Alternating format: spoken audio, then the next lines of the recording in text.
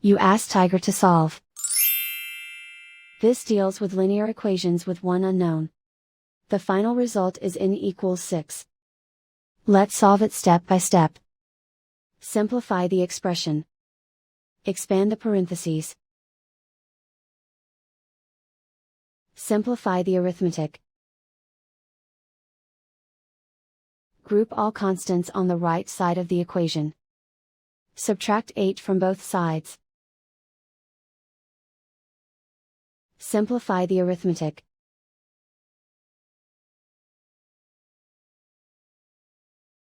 Isolate the n.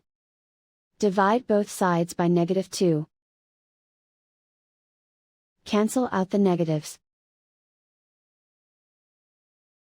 Simplify the fraction. Cancel out the negatives. Find the greatest common factor of the numerator and denominator.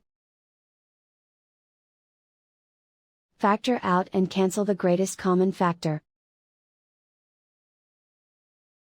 And so the final result is n equals 6.